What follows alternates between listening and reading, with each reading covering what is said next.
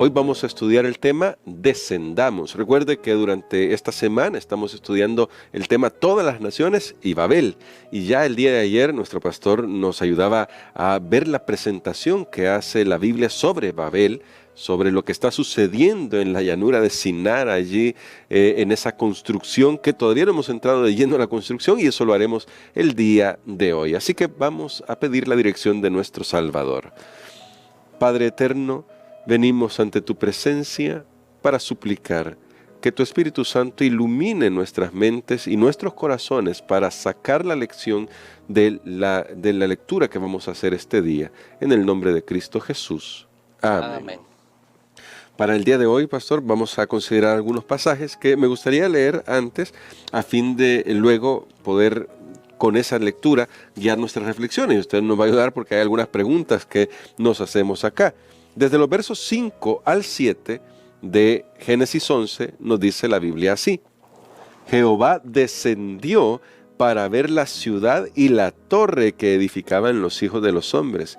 Y dijo Jehová: el pueblo es uno y todos estos tienen un solo lenguaje. Han comenzado la obra y nada los hará desistir ahora de lo que han pensado hacer.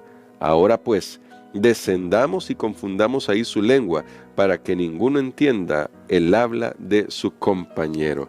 Quizá para comenzar acá a entrar en materia del tema de hoy, pastor, ¿qué nos dice esto sobre cómo Dios está realmente pendiente de todo lo que está sucediendo en la tierra? Muy bien, es interesante notar que en la estructura literaria de este relato, el centro del relato es Dios descendiendo.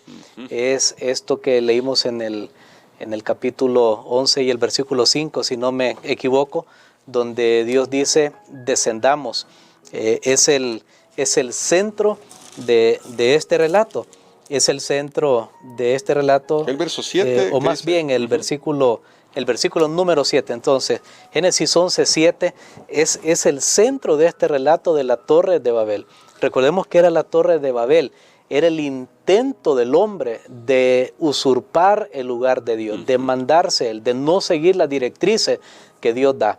Dios había dicho, espárzanse. Ellos dicen, no. Allí vemos eso que el hombre quiere seguir en contra de las indicaciones que Dios le da, una rebeldía total. Dios también había dicho, no va a haber más diluvio. Ellos dicen, pero por si acaso, mejor nos construimos una torre y así nos salvamos. Qué tremendo. Pero en medio de toda esa historia de la locura humana, el centro es Dios siempre controlando. Al igual como lo vimos en la historia del diluvio, que el centro de esa narración era y Dios se acordó. O sea, Dios siempre es el centro. Nuestro mundo, aquí sacamos una lección espiritual, nuestro mundo puede parecer un caos, un desorden.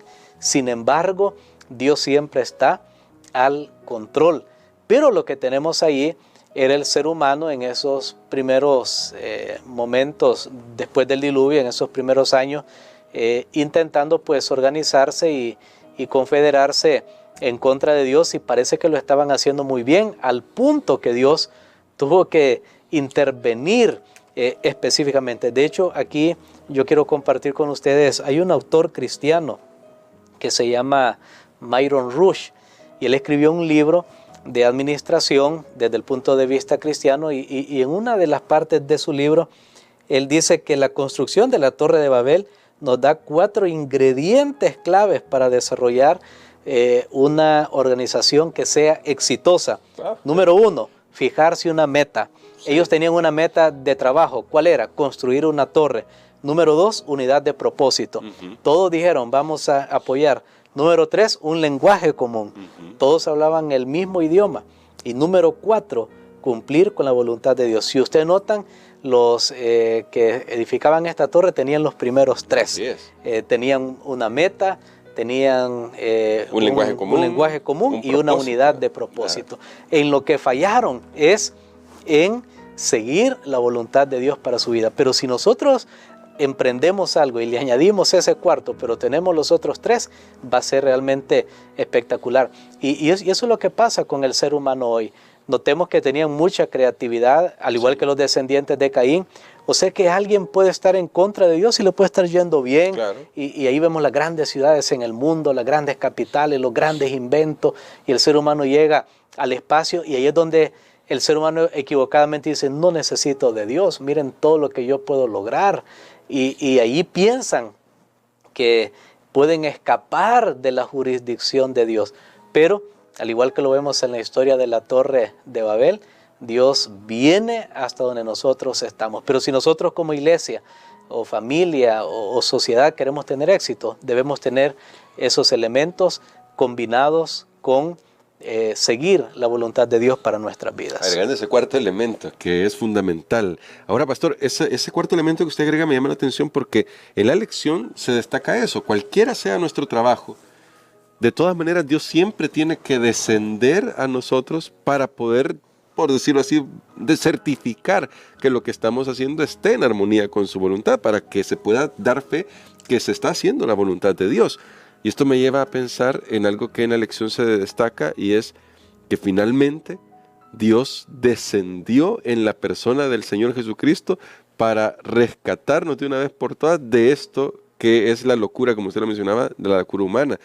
¿Por qué es tan importante, conectando este relato, el hecho de que Dios mismo haya descendido a esta tierra en forma humana?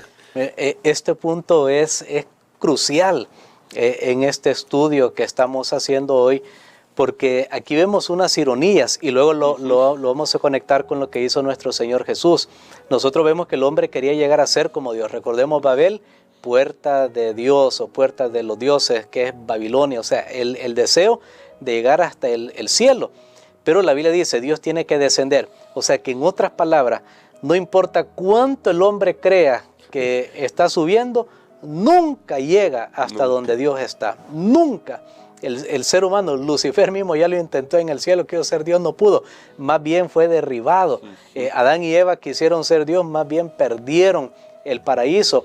Y ahora los de la Torre de Babel dicen, vamos a llegar hasta donde está Dios. Y más bien Dios tiene que salir a encontrarlos, porque el hombre nunca va a poder llegar a ser Dios, nunca lo va a poder igualar. Pero ahora hay algo bien importante. El hombre quería llegar a ser Dios, pero entonces Dios tuvo que salvar al hombre que quería llegar a ser Dios en Dios haciéndose hombre. Tremendo. Y es lo que dice el libro de Filipenses. Haya pues en vosotros este sentir que hubo en Cristo Jesús, el cual siendo en forma de Dios, morfeteos, forma de Dios, no estimó el ser en forma de siervo, morfedulos, en forma de siervo. O sea, Dios no quiso ser Dios. Él no aspiró, Él quiso ser hombre para poder salvarnos a nosotros. Recordemos que el espíritu de Babel es el espíritu de autosuficiencia, de exaltación propia, de orgullo. Hagámonos un nombre, hagamos cosas para que nos recuerden, para que sepan, ¿verdad?, que yo estuve allí. Tengamos mucho cuidado.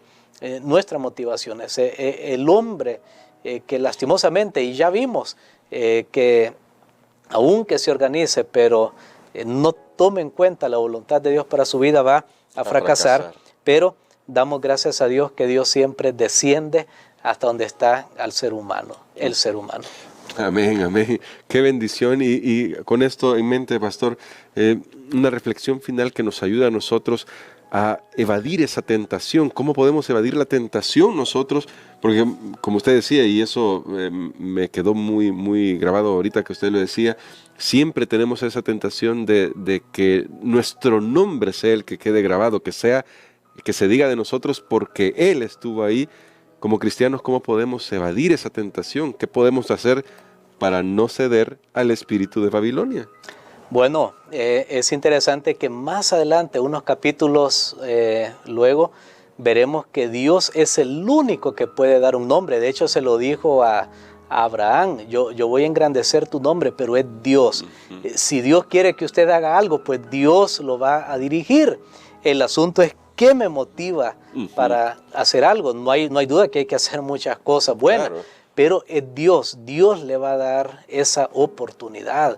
Así que eso hay que tomarlo muy en cuenta. De hecho, si vamos más adelante en la Biblia, en Isaías, bueno, y otros textos, al final Dios es el único que puede hacer su nombre grande sobre toda la tierra, y tenemos que dejar que Dios dirija nuestras vidas, que ese fue el fallo de Babel. No creyeron a la palabra de Dios, quisieron ellos ser Dios, quisieron resolver por ellos mismos, lo terminaron complicando, así que Dios tiene que descender. La otra solución es permitir que Dios descienda a nuestras vidas. Amén. Lo hizo en Pentecostés, donde habían diversas lenguas, y Él unificó para que predicaran su palabra. Por eso la iglesia hoy tiene que estar unida, porque en un mundo de desunión, la iglesia muestra que con Dios es posible lograr esa unidad. La verdadera unidad. La unidad verdadera basado en la voluntad de Dios para nuestra vida. Sucedió en Pentecostés, y en el día final también Dios lo hará nuevamente. Por ejemplo, Apocalipsis capítulo 7 y el versículo 9 nos dice que toda tribu, lengua y pueblo, habían personas que se prepararon, que fueron sellados con el Espíritu Santo para salvación. Amén. Así que ese es el plan de Dios para nuestras vidas, y recordemos muy bien, deje que Dios dirija y guíe nuestras vidas. Y pastor, quisiera que orara por nosotros por eso, para que los que estamos en esta transmisión, los que estamos oyendo tal vez por la radio, podamos permitir que Dios dirija nuestras vidas. Padre, te damos gracias, Señor, porque tu nombre es exaltado y alabado por encima de todo nombre. Jesús mismo, cuando era Dios y no quiso ser Dios, sino que se humilló y tomó la forma de hombre, de un siervo, y fue hasta la cruz. La Biblia dice que luego tú lo exaltaste y le diste un nombre que es sobre todo nombre, para que en el nombre de Él se doble toda rodilla. En ese nombre nosotros queremos ser salvos, Señor. Pedimos que dirijas nuestras vidas y que nos ayudes para que como iglesia podamos lograr ese deseo que tú tienes de la unidad en tu voluntad. Lo pedimos en el nombre de Jesús. Amén. Amén.